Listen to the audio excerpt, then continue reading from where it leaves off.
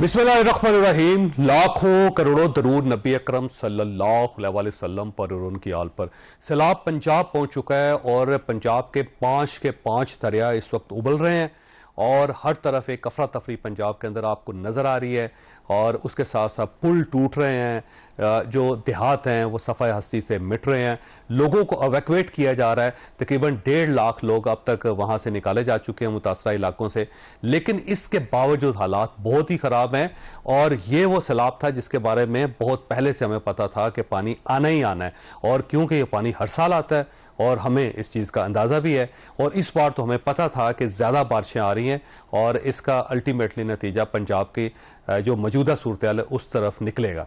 लेकिन अब सवाल फिर वही है कि हमने क्या फ़ैसला किया था, हमने क्यों रेस्क्यू के लिए कोई ज़्यादा बड़ा मैकेनिज़्म नहीं बनाया। अब रेस्क्यू तो बड़ी बात है, उसके बाद एक बहाली का एलिमेंट भी होगा, क्या उसके लिए भी हमने कोई प्लानिंग किया है नहीं कि। इसके साथ केपी की जो सूरत हाल है वो आपके सामने, वहाँ सैलाब आया गुजर गया, लेकिन वहाँ से अभी तक रेस्क्यू जो है वो वर्क मुकम्मल नहीं हुआ। ना वहाँ पे बिजली है, ना वहाँ पे लोग अपने मकानों में रह रहे हैं, ना वहाँ पे राशन पहुँच रहा है।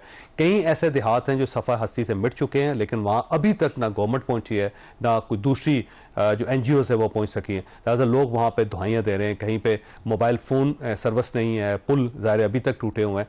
तो अब सवाल वही है कि रेस्क्यू जो है वो किसकी जिम्मेदारी है और क्यों नहीं हो पा रहा, और एक ही काम जो बार बार हर साल होता है तो उसके लिए हम एक मैकेनिज्म क्यों नहीं क्रिएट कर पा रहे। दूसरा, अगर रेस्क्यू हो जाएगा तो बहाली के लिए हम क्या करेंगे, क्या हमारे पास कोई फार्मूला है, और उस बहाली के मुकम्मल होने से पहले कहीं ऐसा तो नहीं होगा कि अगले साल के सैलाब आ जाएंगे और फिर मजीद लोग डिस्प्लेस हो जाएंगे। तो बहुत सारे सवाल हैं जो आज के शो में हम डिस्कस करेंगे, क्योंकि इस बार हमारे साथ माहिरीन है। ये माहिरीन आपको बताएंगे कि इस वक्त क्या सूरत हाल है और आने वाले दिनों में क्या सूरत हाल होगा। हमारे साथ तशरीफ रखते हैं डॉक्टर हफीजुर रहमान साहब, अल खिदमत फाउंडेशन के सदर हैं। इस वक्त जहाँ जहाँ सैलाब आया है अल खिदमत के वर्कर्स वहाँ पे, वॉलंटियर्स वहाँ पे काम कर रहे हैं। ये पूरी डिटेल बताएंगे कि कहाँ कहाँ क्या क्या हो रहा है। इनके साथ air vice marshal Ejaz Mahmood साहब हैं, ये नेशनल डिजास्टर मैनेजमेंट एक्सपर्ट है। ये आपको बताएंगे कि डिजास्टर मैनेजमेंट जो उसको कंट्रोल क्यों नहीं कर पा रहे हैं। और अमजद खान साहब हमारे साथ तशरीफ रखते हैं, डायरेक्टर हैं PDMA खैबर पख्तूनख्वा के। तो सबसे पहले डॉक्टर साहब आपकी तरफ आएंगे, ये बताइए कि सर KP के अंदर क्या सूरत हाल और पंजाब के अंदर क्या सूरत हाल है जी। KP में तो आपको पता है ना, टोरेंशियल रेंज जो आई है वो खास तौर पे जो एलम एक पहाड़ है जो बुनेर और सवात के दरमियान है, उसके ऊपर शदीद किस्म के क्लाउड बर्स्ट हुए और तेज़ बारिश हुई। उसके नतीजे में जो तबाही आई है दोनों तरफ ज़रा मुख्तलिफ नोयत की है। अगर हम बुनेर की तरफ देखें तो वहाँ पे ऊपर से जब ये लकड़ी के ब्लॉक्स चले, पत्थर चले, तो रास्ते में जो वहाँ पे आबादी आई उसके मकानों को मलियामेट कर दिया। बिशनोई गांव आपने सुना होगा, बिल्कुल सफ़ा हस्ती से मिट गया। और उसके बाद फिर जब पानी आगे गया तो फिर मकानों में और दुकानों में पूरा पीर बाबा बाज़ार जो है उसने भर दिया और मलियामेट कर दिया। अच्छा, दूसरी तरफ जो हमारा सवात का इलाका है जो कि बांग्लादेश एक आबादी है के नाम से, और कंबर तक 2 किलोमीटर का इलाका है, वो जो रास्ते में नाला था वो इतना भर गया कि 8-9 फुट पानी जो है वो आबादी के अंदर गया और मकानों के अंदर। अब दोनों तरफ तबाही मुख्तलिफ नोयत की है। बुनेर की तरफ वो 5-6 गांव जो हैं सफ़ा हस्ती से मिट गए, बिल्कुल ख़त्म हो गए। जबकि दूसरी तरफ ये हुआ कि वो मकान गिरे नहीं, पानी उनके अंदर चला गया, और जब वो पानी निकला तो 5 से 6 फुट जो है मड जो है वो छोड़ के चला गया। ये तो बुनेर और उसकी सवात की बात है। इसी तरह स्वाबी के अंदर हुआ। ये मेन 3 जगह थी। या बशाम जो है वो सारी शांगला के 4 ऐसे दर्रे थे कि जहाँ पे पानी शदीद तरीके से आया।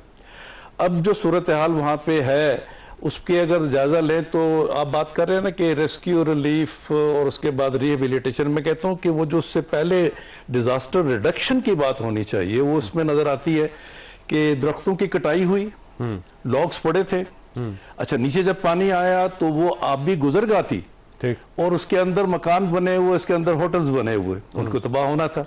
अब जबकि आपने चौधरी साहब आपने तो बहुत पढ़ रखा है, वो टर्किश एक कहावत है कि ये दरिया जो हैं वो सांप की मानद होते हैं, और ये जो पत्थर होते हैं गोल गोल नजर आते हैं हमें, ये उनके अंडे होते हैं।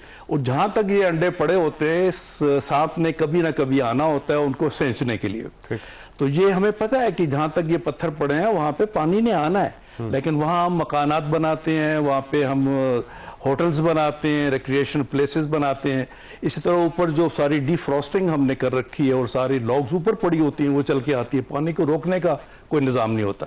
अब ये वो चीज़ है कि डिज़ास्टर रिडक्शन के मामले से जो हमारे अदारे हैं वो आगे बढ़े। और खुद उस दिन मैं मुसद्दक मलिक साहब को सुन रहा था, वो बड़ा वाज़े तौर पे कह रहे थे कि हमारा कसूर है, हम क्यों अलाउ करते हैं, एनओसी क्यों देते हैं कि वहाँ मकानात बने, या लकड़ी के कटाव को, दरख्तों के कटाव को क्यों नहीं रोकते। तो ये तो पहला मरला है उसका। उसके बाद आती है बात कि जब सैलाब आ जाए। अब जरा यहाँ मैं एक चीज़ और बता दूं कि ये तो इधर का मामला है ना, खुद पूरे पंजाब के अंदर और जो प्लेन्स है हमारे और सिंध का है, उसमें मामला क्या है। दरिया के साथ हमने आबादियां बना ली, कच्चे का इलाका क्या कहलाता है, दरिया के अंदर बना लेते हैं। और उसके बाद कोई रिजर्वायर्स नहीं बनाए, हम रिजर्वायर्स बनाते हैं, अगर बड़े नहीं बना सकते, कोई पॉलिटिकल इशू है, छोटे छोटे रिजर्वायर्स बेशुमार बनाए जा सकते हैं जो पानी को रोकेंगे भी और उसको काबिल इस्तेमाल बनाएंगे, पावर जनरेशन भी होगी और उसके अलावा इरिगेशन भी होगी और तबाही भी नहीं फैलेगी। अच्छा, एयर वाइस मार्शल साहब ये फरमाइएगा सर, ये हम क्यों नहीं प्लान कर पा रहे, डिजास्टर मैनेजमेंट को मैनेज क्यों नहीं कर रहे? देखिए जी, ये कोई चौधरी साहब ऐसा नहीं है कि ये सिर्फ पाकिस्तान में ये नेचुरल हैजर्ड्स हैं, पूरी दुनिया में आते हैं। पूरी दुनिया में आते हैं। दुनिया में बहुत सारे जो है ना मुल्क ऐसे हैं जिनके यहाँ कुछ खास किस्म की जो नेचुरल हैजर्ड्स हैं वो हमसे ज़्यादा भी हो सकती हैं, लेकिन वो खाली हैजर्ड जो है ना वो इतना इफेक्ट नहीं करती जब वो मल्टीप्लाई होती है ना हमारे रिस्क फैक्टर से, जो कि ह्यूमन इंटरवेंशन की वजह से। ठीक है। तो वो फिर डिजास्टर की सूरत इख्तियार कर लेती है। और आज चूंकि हम खास तौर पे बात कर रहे हैं पानी से रिलेटेड डिजास्टर्स में, तो जितने भी नेचुरल डिजास्टर्स हैं उनमें से फ्लडिंग एक ऐसा डिजास्टर है जिसकी बड़ी सफिशिएंट अर्ली वार्निंग मिल जाती है। और ये अचानक नहीं आता, ये अचानक नहीं आता, आग अचानक आ जाती है, ज़लज़ला अचानक आ जाता है, ज़लज़ले आपको कोई आतिशबाज़ी अचानक फटता है, वो कोई रिएक्शन टाइम नहीं मिलता, आपको फॉल्ट लाइंस का पता होता है।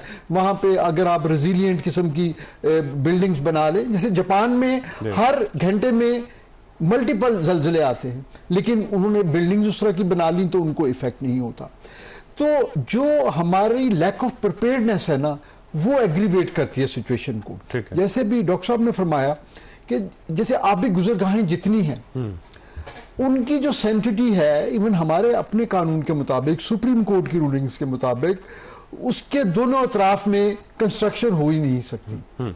लेकिन आप ये देखें कि हमारे यहाँ स्वात में हर सैलाब में होटल्स जो हैं, रेस्टोरेंट्स जो हैं, वो तबाह होते हैं और अगले सीजन में दोबारा बन जाते हैं, फिर बल्कि कोई आधा किलोमीटर और अंदर बना देते हैं। अच्छा, उसमें बनाने वालों का भी कसूर है और जिनकी वजह से बनते हैं उनका भी कसूर है कि हमारे लोग भी जो हैं वो भी चाहते हैं कि बिल्कुल जो है ना वो पानी के अंदर बैठ के वो उन्होंने कढ़ाई खानी है। मतलब वो जब तक होटल का डेक जो है ना वो पानी के ऊपर नहीं बनेगा वो उनको मजा नहीं आएगा। और नतीजा ये होता है कि फिर जब दरिया, देखिए पानी ने तो अपने रास्ते पे जाना ही जाना है, बिल्कुल ठीक, और उससे बचने का तरीका ये है कि आप प्लानिंग करें। जबकि आप ये देखिए, मैं आखिरी कमेंट इस बात पे ये भी करूं कि दुनिया में ह्यूमन सिविलाइजेशन जितनी है ना वो सारी पानी के करीब, उसके बगैर तो मुमकिन नहीं है। लेकिन उन्होंने नेचर को रिस्पेक्ट किया, उन्होंने एरोजन के मसाइल हल किए हैं, नेचर को नाराज नहीं होने दिया। हम हर साल जो है ना सैलाब आते हैं लेकिन हम सबक नहीं सीखते और इसलिए हर दफा पहले से ज्यादा नुकसान होता है। और बदकिस्मती ये है कि हमारे यहाँ जानी नुकसान बहुत ज्यादा होता है। बाहर के मुल्कों में आप देखिए कि वहां पे अगर उनकी प्रॉपर्टी का डैमेज हो भी जाए तो एक तो वहां पे इंश्योरेंस का कॉन्सेप्ट है, दूसरा बंदा नहीं मरने देते, बंदा और जानवर नहीं मरने देते। यानी मकान हमारे पास क्योंकि इंसान है ही बहुत ज्यादा, हम कहते चले भी जाए तो क्या फर्क पड़ता है जी, हमारी कोई अजीबोगरीब सी साइकोलॉजी है। वैसे अमजद खान साहब, आपके पास एक सवाल छोड़ना है सर के खैबर पख्तूनख्वा में रेस्क्यू का काम मुकम्मल क्यों नहीं हो पा रहा, एक सवाल है, लेकिन उससे पहले छोटी सी ब्रेक के दोबारा जरूरत है।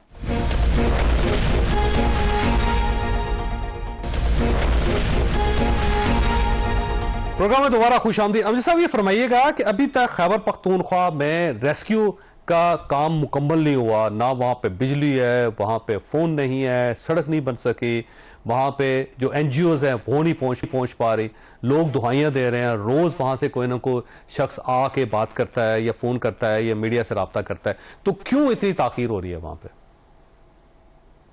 जी, बिस्मिल्लाहिर्रहमानिर्रहीम।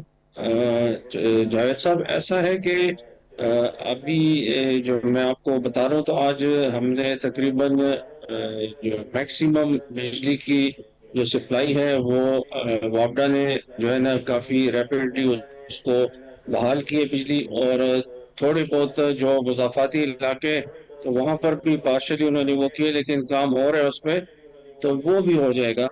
दूसरी बात ये कि नेटवर्क का जो है ना, नेटवर्क का भी मोबाइल कंपनियों का साथ बोलेंगे, तो उन्होंने भी काफ़ी जगह हद तक उसको बहाल कर दिया है। तीसरी बात ये है कि जो रोड्स की डिस्कनेक्ट हुए थे, तो उसमें भी मैक्सिमम रोड जो है ना वो बहाल हो चुके हैं। और अभी आपने देखा होगा कि जितने भी गाड़ियां वगैरह, जितना भी सामान जा रहे हैं, तो सड़कों की हालत जो है ना अभी ठीक है, हर जगह पे पहुंच रही है।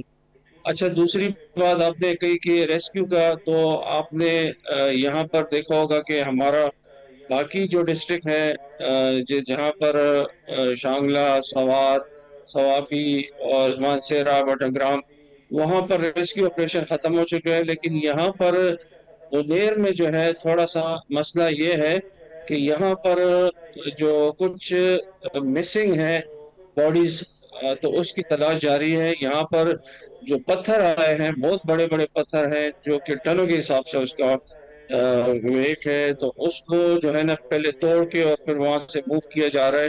तो इंशाल्लाह होपफुली कि ये ऑपरेशन भी जल्द अज जल्द कंप्लीट हो जाएगा।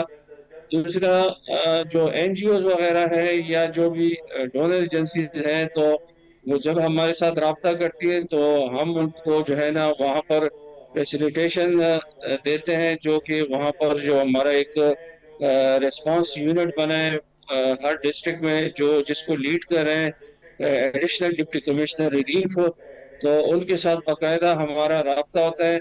बाज ऐसे एनजीओज होती है या डोनर्स होते हैं जो कि डायरेक्टली जाते हैं, तो उनको ये मसले मसाइल पेश आ रहे हैं, तो हम उनको यही कहते हैं कि आप जब भी जाएं, तो आप जो हमारे जो डिजास्टर मैनेजमेंट यूनिट है, वहाँ हमारे डीसी साहब है, तो वहाँ पर आप जाके, तो वो आपको जो है ना फर्दर इधर भी आप चाहें तो वो आपको फैसिलिटेशन देंगे। इसके साथ साथ आपके जो चैनल की विसादत से ये भी मैं बताना चाहता हूँ कि अगर किसी को भी किसी इस तरह का कोई शिकायत हो, तो बेशक हमारी हेल्पलाइन है 1700, तो वहाँ पर जो है ना हमें रब्ता किया जाए। बेशक के मेरा जो मुझसे डायरेक्ट भी वहाँ पर ये लोग रब्ता कर सकते हैं, तो इंशाल्लाह मैं विद इन मिनट्स जो है ना इनकी ये जो शिकायतें हैं वो दूर कर लेंगे।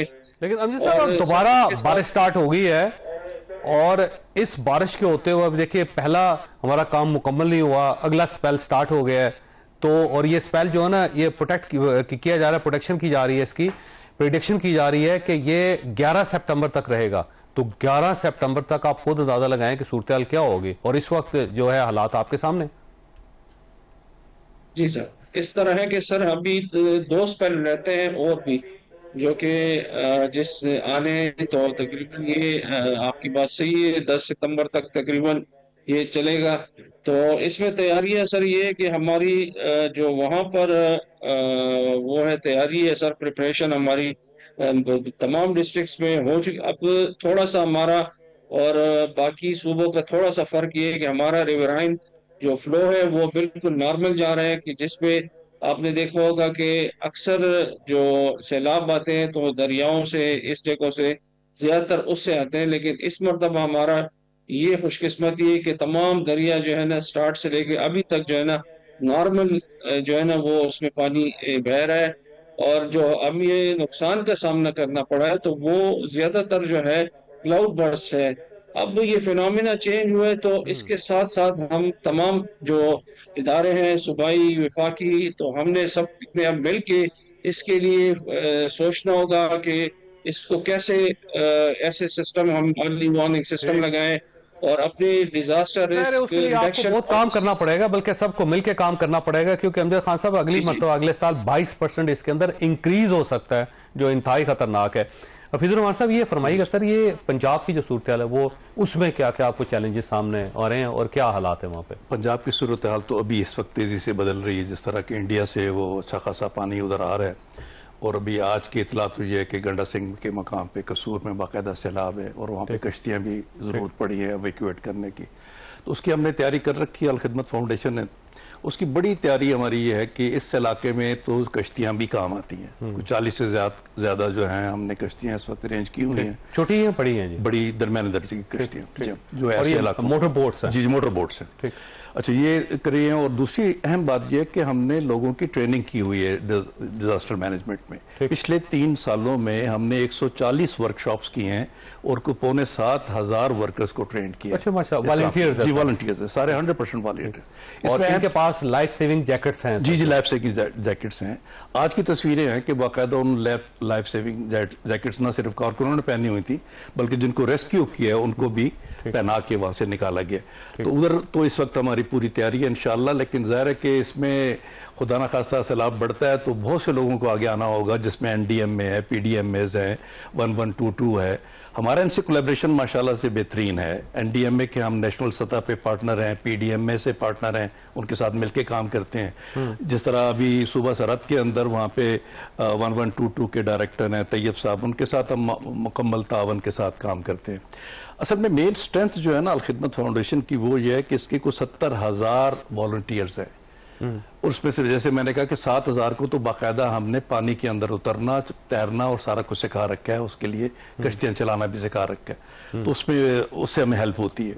अभी जब सूबा सरहद में सारा कुछ हुआ तो वहाँ पे रेस्क्यू में कुछ 700 के करीब अफराद को बाकायदा रेस्क्यू किया उस शदीद पानी के अंदर। उसके बाद अगला मरला आता है कि वो जो डेड बॉडीज थी उनको ढूंढना, फिर उनको गुस्ल देना, कफन देना, दफनाना। इसमें भी 100 से ज्यादा डेड बॉडीज को हमारी ख्वातीन की डेड बॉडीज और बच्चों की डेड बॉडीज को इस तरीके से दफनाया और सारा काम किया।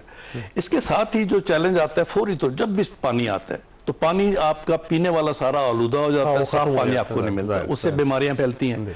तो साफ पानी की फराहमी का जरूरी होती है। फिर खाने नहीं पक सकते तो हॉट फूड जो है उनको चाहिए होता है। यहाँ मसलन हमने अभी दोनों जगह सवाद में भी और बुनेर में भी एक फिल्ट्रेशन प्लांट जो कि बड़े ट्रक पे माउंट करके यहाँ पंजाब से शिफ्ट किया। एक जो फिल्ट्रेशन प्लांट है 48,000 लीटर्स पर डे पानी प्रोड्यूस करता है, और वो मुसलसल हम 20-20 लीटर के जो केन है भर के उन लोगों को देते हैं पानी के लिए। इस तरह किचन हमने मोबाइल किचन भी अब लॉन्च कर दिया और वहाँ पे तकरीबन 7,000 अफराद को सुबह शाम खाना पका पकाया भी दे रहे हैं। जो लोग सेटल हो रहे हैं, चाहे वो कैंपों के अंदर चाहे घरों के अंदर, उनको हम फूड पैक्स दे रहे हैं, पूरे महीने के तैयारी करके उनको तकसीम कर रहे हैं। टेंट जहां लग सकते थे वहां टेंट भी दिए हैं, जहां तरपाल होनी चाहिए थे वो मॉस्किटो जो नेट्स हैं वो दे रहे हैं। अब ये बड़े पैमाने पे खुदा न खास्ता जिस तरह 2022 में सैलाब आया और सारा हमारा प्लेन एरिया और सिंध का इफेक्ट हुआ, शुरू करें सखर से लेके वो बलूचिस्तान तक सारा, उस तरह की सूरत हाल बनती है। तो तैयारी तो हमने कर रखी है, लेकिन हमें किसी एक NGO के बस की बात नहीं है। अच्छा जैसा भी ये फरमाइएगा सर, ये जो ट्रेनिंग है ना वो बड़ी लैक करती है कि जिन जिन इलाकों में सैलाब आता है, जहाँ पे क्लाउड बर्स्ट होता है, जहाँ हर मरतबा ये डिजास्टर आता है, उन लोगों को ट्रेंड करना, कम से कम गवर्नमेंट ये भी अगर प्रोजेक्ट शुरू कर दे तो लोग अपनी मदद के आपके तहत बहुत सारे लोगों की जानें बचा सकते हैं। अच्छा चौधरी साहब, मैं इस पे अर्ज करूँ जी, आपके नाजरीन के लिए मैं बताऊँ, मैं 2 साल पाकिस्तान में वफाकी उस पे सतह पे मैं डायरेक्टर जनरल सिविल डिफेंस भी रहा, जिसका मैंडेट ही यही है कैपेसिटी बिल्डिंग और ट्रेनिंग। बदकिस्मती से हमारे जैसा मुल्क जिसकी इतनी ज़्यादा पॉपुलेशन है, उसमें यूथ का एक बड़ा प्रोमिनेंट उसका रेशियो, स्कूल्स हैं, कॉलेजेस हैं, उन सबको हमने जो है इसको कैपिटलाइज नहीं किया। जबकि सारी दुनिया में जो मुकामी सतह होती है, जो कि हमारे आप समझ लें कि डिस्ट्रिक्ट लेवल, वहाँ पे एग्जीक्यूशन होती है। वहाँ पे जो मुकामी बंदा होता है, एक तो एक्लेमेटाइज्ड होता है, फिर उसको जान पहचान होती है उस एरिया की, और वो सबसे पहले वहाँ मौजूद होता है। यानी अगर रास्ते ब्लॉक हो जाते हैं, कम्युनिकेशन खराब हो जाती है, तो वो जो इफेक्टिव है ना वही फर्स्ट रिस्पॉन्डर भी बन सकते हैं, प्रोवाइडेड कि उनको आपने प्रॉपरली ट्रेन किया हो। हमारे यहाँ 70s में जब हमारी आबादी बहुत कम थी आज के मुकाबले में, उस वक्त तकरीबन कोई 85 या 87 हज़ार वॉलंटियर्स थे। ठीक। अब भी तादाद तकरीबन 1 लाख के करीब है, जबकि आबादी कितनी 25 करोड़ हो गया है। तो हमें, मैं किसी उसके ऊपर पॉइंट आउट नहीं करना चाहता, लेकिन बदकिस्मती से हम लोग जो है ना नए अदारे बना लेते हैं, नए इनिशिएटिव्स ले लेते हैं, लेकिन जो एक हिस्टोरिकल उस एरिया की जो विजडम होती है ना उसको हम रिस्पेक्ट नहीं करते। हम अगर इन तमाम अदारों को, अब माशाल्लाह यानी बिल्कुल रेस्क्यू 1122 है, PDMAs हैं, डिस्ट्रिक्ट लेवल पे असल काम होना चाहिए। अगर हम इनमें आपस में एक हैंडशेक कर लें, अगर आपस में इनकी इंटीग्रेशन हो जाए, एक मजबूत तरीके से ये काम करें और हर तहसील में वॉलंटियर्स हम रेस करें, तो वो इमीडिएटली। वैसे इसका एक और ऑप्शन भी है, जैसा वो ऑप्शन ये है कि जो हमारे सिलेबस है ना उसके अंदर ये रख दिया जाए, को 20-25 नंबर दिए जाए स्टूडेंट्स को। मैं वापस आऊंगा आप ही की तरफ आना, मैंने वापस बहुत सारे इंसेंटिव दिए जा सकते हैं, आप बच्चों को अवार्ड दे सकते हैं, फिर आप उनको आर्जी तौर पर भर्ती कर सकते हैं जब इस किस्म का डिजास्टर आता है। बहुत हमारे पास ऑप्शन। छोटे से दोबारा जरूरत।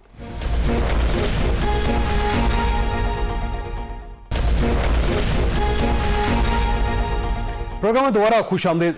जैसा ये फरमाइएगा, मैं वैसे दो आपके साथ एक्सपीरियंस भी शेयर करता हूँ। न्यूजीलैंड जाने का इत्तेफाक हुआ तो वहाँ दो चीज़ें देखी। एक ऐसा रीजन है जहाँ पे ना शहद की मक्खियाँ बहुत ज़्यादा, तो जब मैं वहाँ पे विजिट करने के लिए गया तो एक बंदे ने, उसने कहा कि जी आप ये एक सोल्यूशन सा था उसने यहाँ लगा ले। मैंने कहा इसका क्या फ़ायदा? उसने कहा जी हम पिछले 20 साल से लगा रहे हैं ताकि मक्खी आपको लड़ ना सके। तो मैंने कहा कभी तुम्हें लड़ी है? कहते नहीं, लेकिन ये हमारा एक फार्मूला है कि यहाँ पे हमने ज़रूर करना है जो बंदा भी पास करे।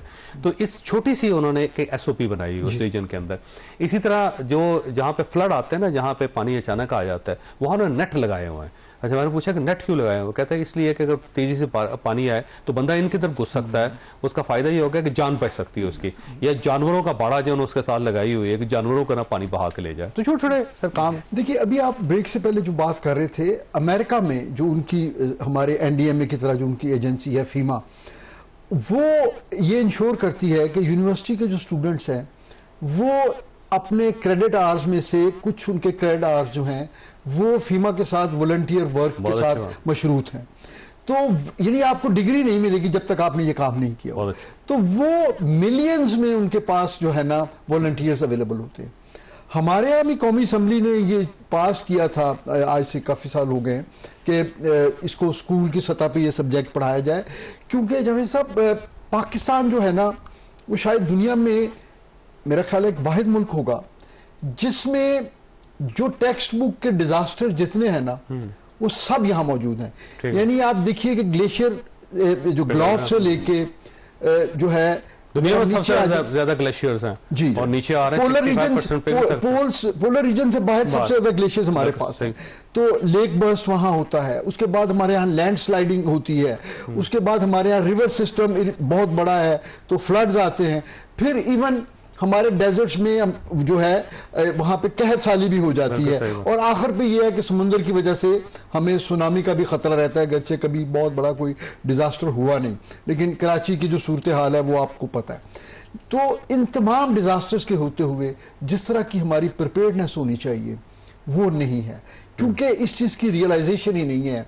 और बदकिस्मती से जो मकामी सतह पे जो काम होना चाहिए ना, हम उसके बजाय हम या तो सूबाई हुकूमत की तरफ देखते हैं या वफाकी हुकूमत की तरफ से, और अल्टीमेटली फौज की तरफ देखते हैं, सारे मिलकर फिर फौज की तरफ देखते हैं। अच्छा, फौज देखें सारी दुनिया में, इवन अमेरिका में भी फौज आती है, लेकिन वो as a weapon of last resort आती है। हमारे ये है कि अभी यानी बारिश शुरू होती है तो फौज एक्टिवेट हो जाती है, और उसका जो है ना उसका वो काउंटर प्रोडक्टिव। फौज को तो आप जो काम जिस पे लगाएंगे वो बेचारे चले जाएंगे, वो तो अपने लिए जाके पहले अपने कैंप लगाते हैं, फिर अपने राशन से ही लोगों को राशन देते हैं। ये तो हम खुद सारी उम्र फौज का हिस्सा रहे, तो ये वहां ट्रेडिशन है, लेकिन ये कोई सस्टेनेबल मॉडल तो नहीं है ना। ये पूरी कौम को आपको एक्टिव करना पड़ेगा, एक्टिव करना है, ताकि डिजास्टर से पहले एक्टिव हो वो। बिल्कुल। और एक डिजास्टर से सीखें और अगले डिजास्टर में उसको अप्लाई करें, बजाय इसके कि हम पिछले डिजास्टर की अभी मैनेजमेंट ही कर रहे होते हैं, रीहैब, तो अगला शुरू हो जाता है। तो ये सिलसिला अमजद साहब, ये फरमाइए खान साहब कि आप एनजीओ से और पब्लिक से क्या डिमांड करते हैं कि पब्लिक क्या करे खैबर पख्तूनख्वा के लिए इस वक्त, क्योंकि ज़ाहिर है बड़ी मुश्किल की घड़ी है और आधे से ज्यादा खैबर पख्तूनख्वा इस वक्त मुतासरा है, तो पब्लिक को, आवाम को क्या करना चाहिए आपके लिए? जी, आवाम को अभी हम अल्हम्दुलिल्लाह यहाँ पर लोगों की जो देखा जाए तो बहुत ज़्यादा इस चीज़ में बहुत आगे बढ़ चढ़ के आगे होते हैं कि हर कोई इमदाद की उसमें हम उनको यही मशवरा देते हैं कि आप जो भी अगर डोनेशन करना चाहते हैं या आप लोगों ने जो भी वो तो आप कम से कम वो हमसे रब्ता करें या जो हमारे डिस्ट्रिक्ट एडमिनिस्ट्रेशन है उनके साथ रब्ता करें कि इसमें आपने देखा होगा कि बहुत लोग ऐसे होते हैं कि जो प्रोफेशनल भी इसमें आ जाते हैं, जो जो डिजर्विंग होते हैं वो रह जाते हैं और प्रोफेशनल जो आ जाते हैं वो चीजें वो उठा के ले जाते हैं। दूसरी बात ये है गवर्नमेंट पे ट्रस्ट नहीं है अनफॉर्चुनेटली अमजद साहब। लोग कहते हैं अगर हमने गवर्नमेंट को पैसा दिया तो वो अकाउंट्स में पड़ा रह जाएगा, लोग वहां पे इंतजार करता रह जाएंगे आपका। सर मैं यही आप कह रहे हो ना कि फैसिलिटेशन वो देंगे, गवर्नमेंट के बंदे इनके साथ जाएंगे जिधर इन्होंने जाना हो, वो इनको लिस्टें बताएंगे कि ये लिस्ट है इनके पास और यहाँ पर जो है ना ये आबादी है, ये उनके जो है ना नाम है, ये शनाख्ती कार्ड नंबर है, तमाम डिटेल्स उनको प्रोवाइड करेंगे। अच्छा थोड़ी आप ऑनलाइन क्यों नहीं कर देते? सर की है सर, हमने इस तरह के हमारे यहाँ पर डैशबोर्ड है तो वहां पर हमारा चीफ सेक्रेटरी ऑफिस में और हमारे ऑफिस में भी ये मेंटेन होता है। सर एक चीज मैं आपकी वसादत से आवाम को ये भी बताना चाहता हूँ, जो अफेक्टीज है सर उनको ये है कि सर हमने प्रोविंशियल गवर्नमेंट ने 15,000 रुपए इनको जो है वो फूड स्टैम्प में दे रहे हैं सर।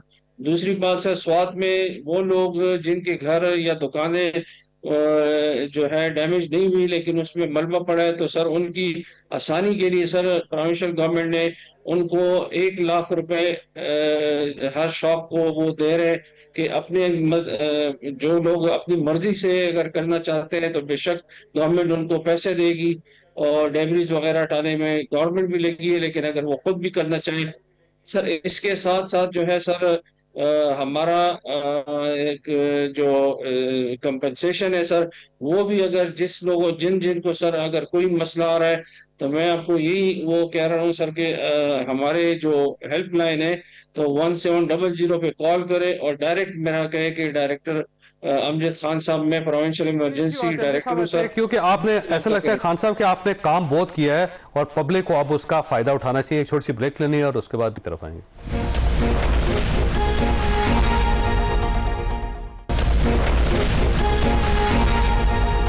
प्रोग्राम में दोबारा खुशामदीद। डॉक्टर साहब आप क्या चाहते हैं पब्लिक से कि वो आपकी क्या मदद करें? जी, चूंकि जैसे आपने कहा कि सैलाब तो आते रहते हैं और आइंदा साल भी आने के इम्कानात हैं, तो हम जो अपनी तैयारी कर रहे हैं उसमें हम पब्लिक को इन्वॉल्व करना चाहते हैं। जैसे मैंने अर्ज किया कि हमारे 70,000 कारकुनान हैं लेकिन अभी तक हम सिर्फ 7,000 को ट्रेन कर सके, यानी 10% को। तो अब उसके लिए पहले हमने एहतमाम किया है, पहले हम 1122 के जरिए ये सारी ट्रेनिंग करते हैं लेकिन वो काफ़ी नहीं है। इस दफ़ा हमने आफाद AFAD जो टर्की का अदारा है उससे मुआहदा कर लिया हमने। उनके ट्रेनर्स जहाँ आएंगे हमारे मास्टर ट्रेनर्स को तैयार करेंगे और हम इसको फैलाएंगे। एक तो हम इंशाल्लाह अपने 70,000 जो वॉलंटियर्स हैं उनको ट्रेन करेंगे, लेकिन पब्लिक को हमने अनाउंस कर दिया है कि हम आपको नेशनल सतह पे गुजारिश करते हैं आइए रजिस्टर्ड हुए हमारे साथ, ट्रेनिंग में हिस्सा लीजिए ताकि आइंदा जब भी कभी ऐसी आफात हों तो हम एक कौम मुतहद होकर ये सारा काम कर सकें। इसके अलावा हमने जो तैयारी की है वो ये है कि इस वक्त हमारे पास 300 एम्बुलेंसेज हैं और 12 मोबाइल हेल्थ यूनिट्स हैं। जैसे कोई ऐसा हंगामी सूरत पैदा होती है तो वहाँ पे हमारे डॉक्टर्स एम्बुलेंसेज पे और मोबाइल हेल्थ यूनिट से पहुँच जाते हैं। क्योंकि मोस्ट वल्नरेबल आपको पता है कि ये बच्चे और औरतें होती हैं, तो उसके लिए पूरा हमने programme save the mother and save family पहले उस सैलाब में भी चलाया था और अब भी हमने शुरू कर दिए।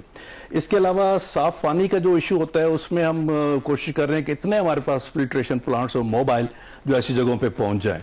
इसी तरह किचन जो है, मोबाइल किचन अब वो हम तैयार कर रहे हैं और अभी भी तैयार हैं लोगों तक पहुंचने की। लेकिन पब्लिक से हमें सिर्फ ये गुजारिश है कि वो इसको एक नेशनल कॉज समझते हुए हमारे साथ ताबन करें, आए हम सब मिल के इस तरह की आफात से निपटने का इंतजाम। ना ये गवर्नमेंट कर सकेगी, ना अकेली को एनजीओ कर सकेगी, ये सब ने मिल के इसको मसले को हल करना है, तभी होगा। ये फरमाइएगा एजाज साहब के गवर्नमेंट को क्या करना चाहिए, पब्लिक को क्या करना चाहिए? देखिए जी, बिल्कुल ये whole of the nation approach होनी चाहिए इसमें।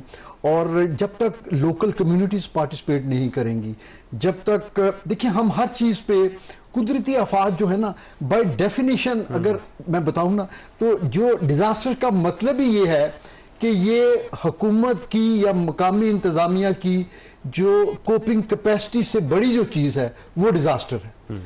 तो इसका मतलब है कि वो फेल हो ही जाते हैं जब कोई डिजास्टर आता है। तो उनको कामयाब बनाने के लिए बजाय इसके कि हम सिर्फ जो है ना शिकायत करें, ये एक नेचुरल डिजास्टर है, तो इस आफत से निपटने के लिए हम मिल के काम करें।